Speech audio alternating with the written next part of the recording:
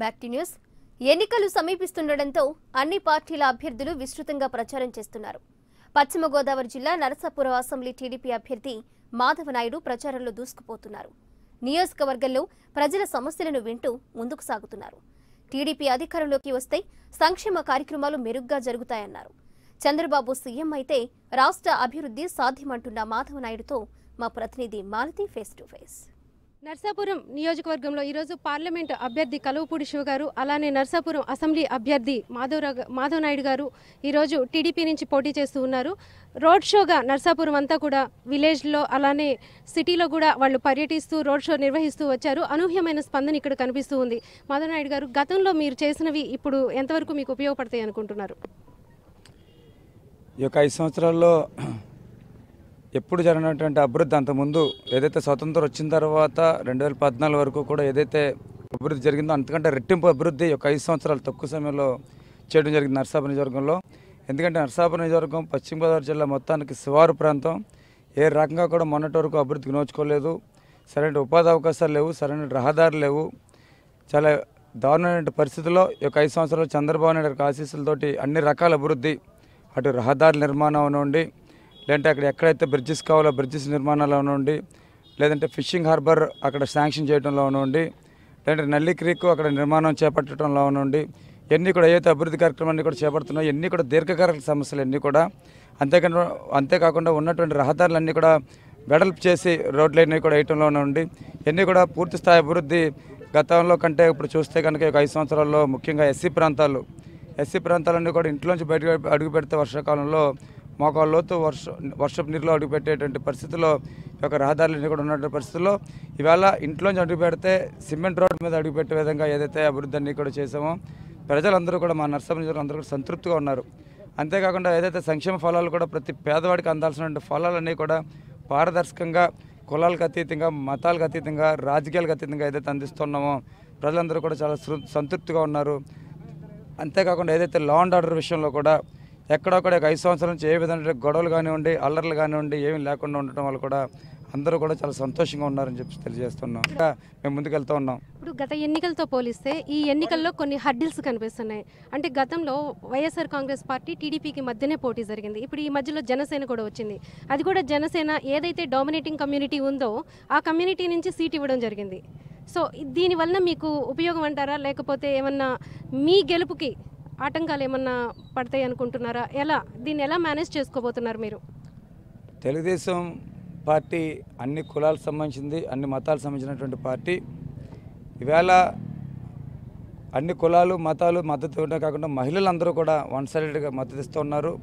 ఇవాళ ఏదైతే triangle fight ఏదైతే నడుస్తుందో అది ఏదైనా నష్టం అయితే కానీ వైఎస్ఆర్సీపీకి నష్టం తప్ప మన టీడీపీకి ఏ రకమైన నష్టం లేదని చెప్పేసి తెలియజేస్తున్నాం. అంటే ఫిషర్మెన్ కమ్యూనిటీ నుంచి అక్కడ అభ్యర్థికి ఇచ్చారు. మేజర్ షేర్ వాళ్ళదే ఉంది ఓటింగ్లో. ఇక్కడ చూస్తే మనకి ఈ నియోజకవర్గంలో పర్టికులర్గా. సో ఆ ఫిషర్మెన్ కమ్యూనిటీ కోసం మీరు ఇప్పటికే కొన్ని చేశామని చెప్తున్నారు. ప్రత్యేకంగా ఇంకా ఏం చేసి వాళ్ళని ఆకట్టుకోవాలనుకుంటున్నారు? ముఖ్యంగా ఫిషర్మెన్ కమ్యూనిటీకి మన స్వతంత్రం వచ్చిన తర్వాత ఎప్పుడు ఇవ్వనటువంటి ప్రాధాన్యత ఈ యొక్క 5 సంవత్సరాల్లో అన్ని రకాలుగా అటు రాజకీయంగా అటు అభివృద్ధి పరంగా ఇవ్వటం జరిగింది. రాజకీయంగా చూస్తే కనుక ఎన్నో ముఖ్యమైనటువంటి పదవులు ఏఎంసీ చైర్మన్ కాడి నుంచి, మున్సిపల్ వైస్ చైర్మన్ కాడి నుంచి, మన నర్సాపురం మండల ప్రజా పరిషత్ అధ్యక్షుడి కాడి నుంచి, అదేవిధంగా మన ఏదైతే మొగల్తూరు మండలం వైస్ ఎంపీపీ కాడి నుంచి, నర్సాపురంలో ఉన్నటువంటి ఏపీపీ పోస్ట్ కానివ్వండి, లేదంటే రాష్ట్రానికి సంబంధించినటువంటి చైర్మన్ పదవి, ఆఫ్ చైర్మన్ పదవి కూడా ఇన్ని పదవులు ఎప్పుడు కూడా చరిత్రలో స్వాతంత్రం వచ్చిన తర్వాత మత్స్యకారులకు ఎప్పుడు రాలేదు. అటువంటిది యొక్క తెలుగుదేశం ప్రభుత్వం హయాంలోనే, చంద్రబాబు నాయకత్వంలోనే ఈ యొక్క 5 సంవత్సరాల వాళ్ళందరికీ కూడా వచ్చింది. రాజకీయంగా ఇటువంటి వెలుగు వాళ్ళకి ఇవ్వడం జరిగింది. అంతేకాకుండా అభివృద్ధి విషయానికి కూడా వస్తే వాళ్ళ యొక్క దీర్ఘకాలిక సమస్యలన్నీ కూడా నల్లి క్రీక్ని వేళ శాంక్షన్ చేయించాం. అది 30-40 సంవత్సరాల నుంచి అది పూడిపోయి ఉండటం వల్ల వాళ్ళకి మత్స్య సంపద అంతా కూడా అంతరించిపోవడం వల్ల వాళ్ళు చాలా వాళ్ళ ఊర్లు వలసలు వెళ్ళిపోయేటువంటి పరిస్థితుల్లో వాళ్ళకి యొక్క చంద్రబాబు నాయుడు గారి ద్వారా ఆ యొక్క నల్లి క్రీక్ని శాంక్షన్ చేయటం కాకుండా దాన్ని వాళ్ళు ఇప్పటికే పనులన్నీ కూడా సగం వరకు కూడా కంప్లీట్ చేసాం. ఇంకోసారి అవకాశం ఇస్తే బాగుండు ఈ విషయంలో అని మీరు ఎలాంటి విషయాన్నైనా ఫీల్ అవుతున్నారా? ఇప్పుడు త్రాగునీటి సమస్య అంటే ముఖ్యంగా దీర్ఘకాల సమస్య మా ప్రాంతంలో. దాన్ని ఒక 5 సంవత్సరాల నుంచి నేను పోరాటం జరిగింది. దానికి ఇక్కడ శాశ్వత పరిష్కారం చేపట్టాలని అసెంబ్లీలో కూడా అనేక సందర్భాల్లో నేను మాట్లాడాను. దానికి స్పందించి మన ముఖ్యమంత్రి గారు నుండి, అదేవిధంగా మన లోకేష్ గారు ఏమనండి దానికి శాశ్వత పరిష్కారం కోసం ఇప్పటికి డబ్బులు శాంక్షన్ చేశారు. అవి పనులు పూర్తి అవ్వాల్సినటువంటి ఉన్నాయి. అవి కొద్దిగా 1 year ముందర వచ్చిందంటే కానీ వాటి పనులు అయ్యేవి. ఇప్పుడు లాస్ట్లో ఫండ్స్ వచ్చినాయి కాబట్టి అవి ఇంకా పూర్తి కాలేదని ఒక బాధ ఉంది కానీ ఫండ్స్ వచ్చినాయి కాబట్టి రాబోయేటువంటి ఒక 6-7 నెలల్లో కంప్లీట్ అవుతుందని ఒక సంతృప్తి అయితే నాకు ఉంది. అంతేకాకుండా ఏదైతే ఉభయ గోదావరి జిల్లా ప్రజల యొక్క దీర్ఘకాల స్వప్నం ఏదైతే వశిష్ఠ వారధి కూడా మేమంతా కూడా చిన్నప్పటి నుంచి కూడా ఎదురు చూస్తున్నాం, ఎప్పుడు కడతారా అని చెప్పేసి ఎదురు చూస్తున్నాం. అయితే ఇప్పటి వరకు కూడా ఎంతోమంది వాగ్దానాలు చేసినా కానీ స్ట్రీమ్లైన్ కాలేదు. మేము వచ్చినటువంటి ఒక 5 సంవత్సరాల్లో ముఖ్యమంత్రి గారి సహకారంతో దాదాపు 9 మంది ఎంపీల బృందంతో నితిన్ గడ్కరీ గారిని కలిసి ఆయన కన్విన్స్ చేసాం. ఆయన కూడా యాక్సెప్ట్ చేశారు. ఇవాళ ఒక కన్స్ట్రక్టివ్గా దాన్ని ఉన్నటువంటి స్టేట్ హైవేని ఇప్పటికే నేషనల్ హైవే కింద మేము మార్చడం జరిగింది. దాన్ని ఒక నేషనల్ హైవే ద్వారా నోటిఫై చేయాల్సినటువంటి ఉంది. ఏదైతే మన కత్తిపూర్ నుంచి ఒంగోలు వరకు వెళ్తున్నటువంటి నేషనల్ హైవే 216 ఏదైతే ఉందో వయా మన శివకోడి మీదుగా దిగమూరు మీదుగా నర్సాపురం మీదుగా వెళ్ళేటువంటి ఒక నేషనల్ హైవేని అనుసంధానం చేస్తూ ఈ యొక్క నర్సాపురం నుంచి సకినేటిపల్లి వయా మల్కీపురం శివకోడి మీదుగా ఒక కనెక్టివిటీ చేయడానికి 216ని కనెక్టివిటీ చేయడం ద్వారా నోటిఫై చేయడం ద్వారా దాన్ని 216A అనో 216B అనో ఒక నెంబర్ ఇవ్వాల్సినటువంటి ఉంది.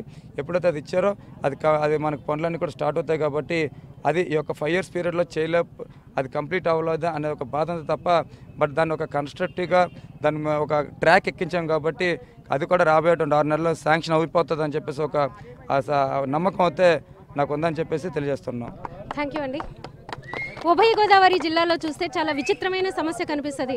వీళ్ళకి చుట్టూ నీళ్లు ఉంటాయి కానీ తాగడానికి మాత్రం పనికిరావు. అందుకే ఇక్కడ మంచినీటి సమస్య అనేది చాలా దీర్ఘకాలంగా ఉన్న సమస్య. అలానే ముఖ్యమంత్రి చంద్రబాబు నాయుడు మళ్ళీ అధికారంలోకి వస్తే ఇప్పటికే కొంత ఒక విజన్తో ఆయన పనిచేస్తూ రాష్ట్రాన్ని అభివృద్ధి పదంలో నడిపిస్తున్నారు. కాబట్టి ఈ పనులన్నీ కూడా ఒక కంటిన్యూటీతో పూర్తి కావాలి, రాష్ట్రం అభివృద్ధి చెందాలి అంటే మళ్ళీ టీడీపీని అధికారంలోకి వస్తే బాగుంటుంది. అలానే ప్రాంతానికి కూడా కొన్ని సమస్యలు ఉన్నాయి, అవన్నీ కూడా కొంతవరకు పూర్తయి ఉన్నాయి. వాటన్నిటిని కూడా ఫినిష్ చేయడానికి టీడీపీ రావడం అనేది ఒక చారిత్రక అవసరమని భావిస్తున్నారు ఇక్కడ లీడర్లంతా. కెమెరామెన్ సైదాతో మాల.